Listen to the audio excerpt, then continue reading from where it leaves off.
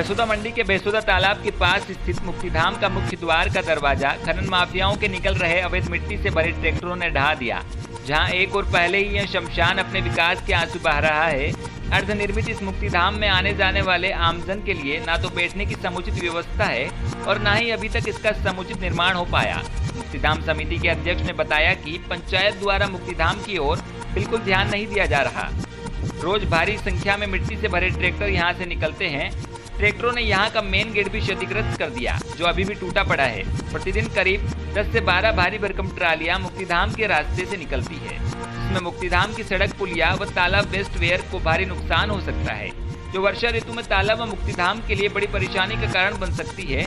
यहाँ के tin shed भी काफी पुराने हो चुके हैं। मुक्तिधाम की स्थिति पूरी तरह से अस्त व्यस्त है, परंतु जिम्मेदारों का इस ओर कोई ध्यान नहीं।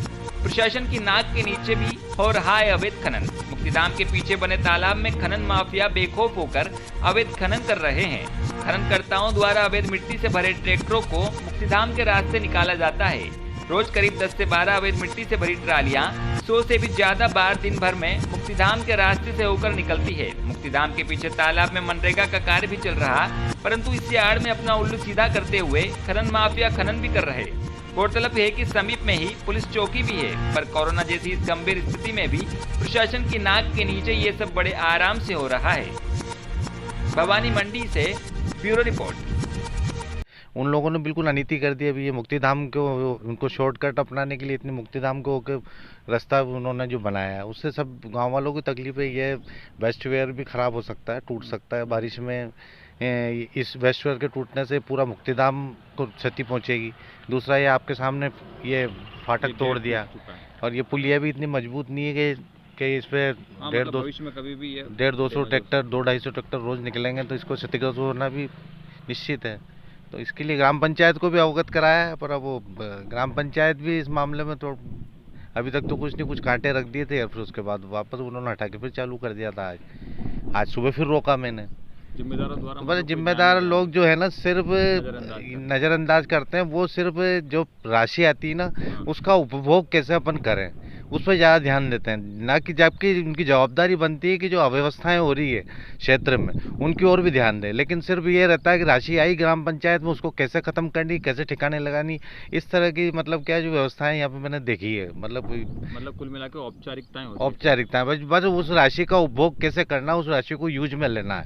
बाकी कहीं किसी योजना का किसी व्यक्ति को लाभ दिलाना, किसी की पेंशन कराना, कि किसी का कोई नालियाँ वगैरह नाले भरे हों तो उनकी सफाई कराना, कुछ चीज़ें मुक्तिधाम में जैसे ये चद्दर टूट रहे हैं आपके सामने, तो ये चद्दरों की मरम्मत कराना, इस तरह से मतलब राजस्थान एमपी का मुख्य मार्ग पर मुक्तिधाम बना हुआ है। राजस्थान और मध्य प्रदेश की सीमा को जोड़ता है मार्ग, पूरा से भवानी मंडी की ओर जाता है, इसलिए मुक्तिधाम है।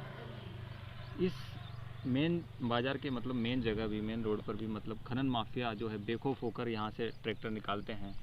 नहीं, ये तो खैर प्रशासन को भी ध्यान देना चाहिए, अगर इस पर रोक लगाना चाहिए। अब क्यों लोग ध्यान नहीं देते हैं, ये तो आप सब समझते ही हैं क्या है परिस्थितियाँ। बाकी ध्यान देना चाहिए। फिल्टर प्लांट से चौमेला व कोलवी की टंकियों में पानी भरने वाली मुख्य लाइन सगस महाराज के पास स्थित नाले में क्षतिग्रस्त हो गई थी, जिस कारण चौमेला की जलापूर्ति 2 दिनों से बाधित रही। नगरवासियों को भारी परेशानियों का सामना करना पड़ा। संविदा कर्मी जलदाय विभाग संजय जैन ने बताया कि लाइन की मरम्मत में काफी मशक्कत करनी पड़ी। ज्ञात रहे नाले में बरसात का पानी जमा हो गया था और लाइन नाले में से गुजर रही है। जैसे भी मशीन से नाली बनवाकर पानी खाली कर लाइन ठीक की गई। कल 11/7/2020 से ही जल आपूर्ति नियमित हो जाएगी। चौमेला से रमेश मोदी की रिपोर्ट।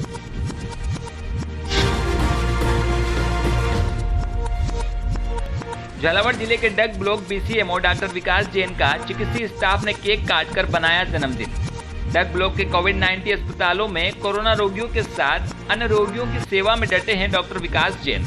आज उनका जन्मदिन था। चिकित्सा स्टाफ ने उनसे केक कटवाया तथा उनसे मंगल जीवन व उज्जवल भविष्य की कामना की। इस मौके पर Gangdhar SDM Rahul Malhotra, DSP Brajmohan Meena, doctor Ram Avatar Degra, doctor दीपक बेरवा सहित सीएससी स्टाफ ने जन्मदिन की खुशियां साझा की।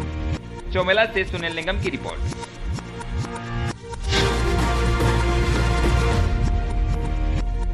भारत विकास परिषद शाखा भवानी मंडी ने परिषद के 57वें स्थापना दिवस को गौशाला में वृक्षारोपण सभा मणि यमराज की चिकित्सालय में फल वितरण करके बनाया। गौशाला में आयोजित वृक्षारोपण एवं सवावणी कार्यक्रम के मुख्य अतिथि पुलिस उपाधीक्षक गोपीचंद मीणा थे। कार्यक्रम में गायों की पूजा करके वृक्षारोपण के रूप में 51 पेड़ लगाए गए। इससे पहले पुलिस उपाधीक्षक गोपीचंद मीणा का 50वां जन्मदिन भी परिषद द्वारा गौशाला में मनाया गया। उन्हें शाल, श्रीफल, माला और साफा पहनाकर स्वागत करके जन्मदिवस के उपलक्ष्य में केक काटा गया एवं सभी परिषद और गौशाला सदस्यों ने उन्हें बधाइयां भी दी।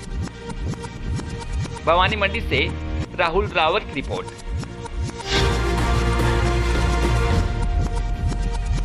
मध्य प्रदेश में भाजपा की सरकार मुख्यमंत्री शिवराज सिंह चौहान को सत्ता में आए आज 100 दिन पूरे होने पर भाजपा कार्यकर्ताओं ने सरकार की योजनाओं को जनता तक पहुंचाने के लिए नुक्कड़ सभा का आयोजन अस्थायी बस स्टैंड चौराहे पर किया, जिसमें भारत सिंह चौहान ने सभा को संबोधित किया। इस अवसर पर चिंतामण राठौर, बाबूलाल डांगी, प्रकाश यादव, अनिल सेन, राजेश राठौर और सभी भाजपा कार्यकर्ता मौजूद रहे। सोयत से कमलेश माली की रिपोर्ट।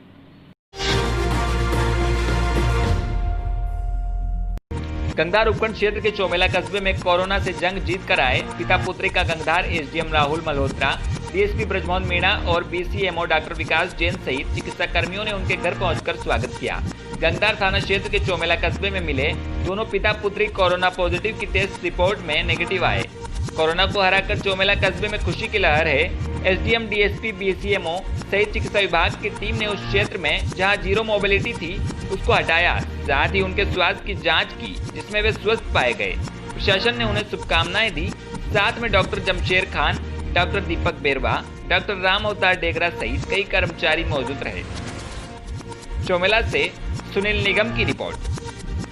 जो पॉजिटिव से नेगेटिव हुई पिता पुत्री जी, वहाँ घर जाके क्या हुआ? आज दिनांक 10 जुलाई को जो कोरोना पेशेंट थे हमारे यहाँ पर वो नेगेटिव आ चुके थे। उनका क्वारंटाइन पीरियड पूरा आज हो गया। कलेक्टर साहब के निर्देशानुसार उनकी जीरो मोबिलिटी भी आज हटा दी गई।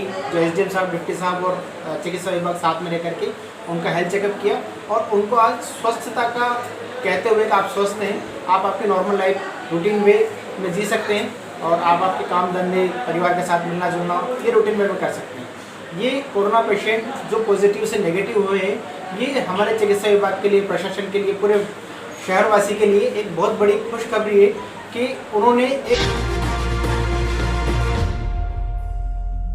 भारतीय किसान संघ द्वारा आज पूरे मध्य प्रदेश में चीनी सामानों को विरोध किया गया। उसी के तहत भारतीय किसान संघ के पदाधिकारियों ने शामगढ़ में कृषि उपज मंडी में उपस्थित होकर भारतीय किसान संघ के कार्यकर्ताओं द्वारा चीनी सामान का बहिष्कार करते हुए चीनी सामानों की होली जलाई। किसान संघ के पदाधिकारियों का कहना था कि चीनी सामान को समय रहते बंद नहीं किया तो आगे चलकर चीन भारत पर हावी हो सकता है। प्रधानमंत्री जी कहते हैं बात आत्मनिर्भर भारत की और चलना होगा। और भारतीय किसान संघ के मालवा प्रांत के पदाधिकारियों द्वारा 16 जुलाई को मंडी मॉडल एक्ट का विरोध प्रदर्शन किया जाएगा, जिसमें सैकड़ों किसान, हम्माल तथा मंडी कर्मचारी उपस्थित होंगे। किसानों का कहना है कि मॉडल एक्ट लागू होने से किसानों का बहुत नुकसान होगा और शासन को चाहिए कि किसानों की बात पर ध्यान देते हुए मॉडल एक्ट को हटाया जाए।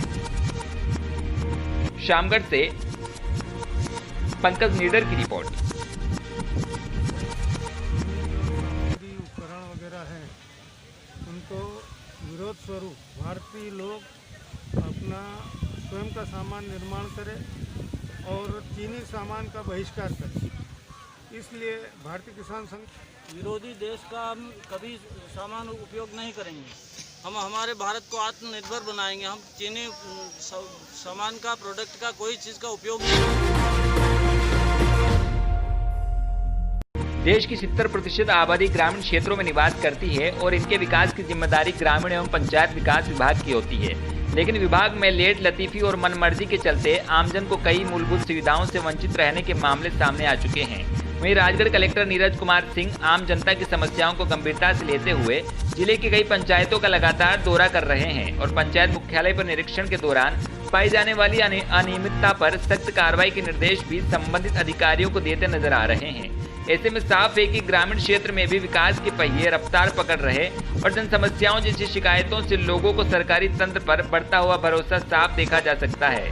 हाल ही में राजगढ़ जनपद की लखिया पंचायत में जिम्मेदार ने जन समस्याओं का पंचनामा बनाया, जिससे कई लोगों को शासकीय योजनाओं का लाभ तक नहीं मिल सका, जिससे अधिकारियों ने कुछ देखा तो कुछ अनदेखा कर दिया। मामले के बाद जिला कलेक्टर नीरज कुमार सिंह लगातार ग्रामीण क्षेत्र और पंचायत मुख्यालयों का दौरा करते हुए देखे जा रहे हैं। राजगढ़ से वीरमपुरी गोस्वामी की रिपोर्ट।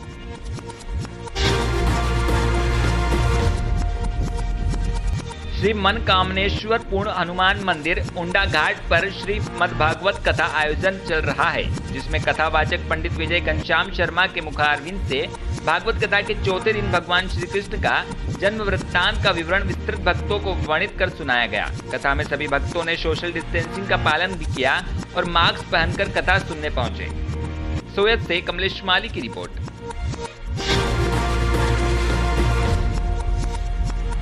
विदिशा जिले के गंज बासोदा में शहर कोतवाली में बने सरकारी आवास कंडम हालत में हैं। इन आवासों में हमारी रक्षा करने वाले पुलिस का परिवार रह रहा है। आपको देखकर और सुनकर हैरानी जरूर होगी। इन आवासों में पुलिस का पूरा परिवार खतरे से कैसे जूझ रहा। बासोदा पुलिस जो कोरोना काल के दौरान सड़कों पर कोरोना योद्धा बनकर हमारे लिए मुस्तैदी से खड़ी हुई है, लेकिन कई सालों से अपने लिए असुरक्षित महसूस कर रही। आपको बता दें कि सरकारी आवास कई सालों से क्षतिग्रस्त हालत में ऐसे ही पड़े हैं। उनकी मरम्मत भी कई सालों से नहीं हुई। जब एसके मीडिया न्यूज की टीम मौके पर पहुंची तो देखकर हैरान रह गई, क्योंकि बरसात के दिनों में जहरीले कीड़े मकोड़े निकलने का डर बना रहता है। साथ ही पुराने हो चुके आवासों का तेज हवा बारिश से धराशायी होने का डर बना है। हालत यह है कि छत की सीलिंग से प्लास्टर गिरा हुआ है। दीवारों पर दरार होने से उनमें घास और छोटे छोटे पौधे उगने के साथ काई भी लगी हुई है। अंदर से दीवारों पर सीढ़न भी देखी जा सकती है। दिवाली और राष्ट्रीय पर्व पर इनके यहाँ रंग रोगन तो बहुत दूर की बात है। ऐसा आवास को देखकर अंदाजा लगाया जा सकता है शादी त्योहार भी इन्हीं जर्जर आवासों में मनाए जाते रहे हैं। वहीं जब हमने पुलिस के परिवार वालों से बात करना चाही तो वह कैमरे के सामने कुछ नहीं बोल सके। विदिशा से ब्यूरो रिपोर्ट, सौरभ सक्सेना। गंज बासोदा में शहर और ग्रामीण दो थाने। शहर के थाने में जो प्राचीन क्वार्टर पुराने बने हुए हैं उसमें जो कर्मचारी रह रहे हैं उसमें थोड़ा सा पानी का बरसात का ये काम चल रहा है, जिससे उनकी स्थिति थोड़ी छत की पानी टपकने की या थोड़ी सी टूटने की स्थिति निर्मित हुई। उसको हम अपने स्तर पर जो हमारे वरिष्ठ अधिकारियों के द्वारा जो वर्षा का मानसून फंड दिया जाता है, जिसको पीसीआर का बोला जाता है पैसा, तो उससे हम प्राकलन तैयार करवा के सब इंजीनियर पीडब्ल्यूडी से, और वो हम भेजकर उन जर्जर हालत के क्वार्टरों की मरम्मत करवा रहे हैं। ये योजना हम लोगों की है। सर मरम्मत तो होगी, कहीं ना कहीं इन्हें नए आवास मिलेंगे सर, कब तक या कोई आप वरिष्ठ अधिकारियों को दी? नए आवास की भी योजना रहेगी। एमपी पुलिस हाउसिंग बोर्ड के द्वारा कर्मचारियों के स्तर की आवास थानों में, थाने के ग्राउंड पर परिसर में कर्मचारियों के हिसाब से ये योजना बनाई गई है, जो हमारे मध्य प्रदेश स्तर पर वरिष्ठ अधिकारियों के द्वारा वो भी हर थाना क्षेत्र में निर्माणाधीन कार्य किया जा रहा है।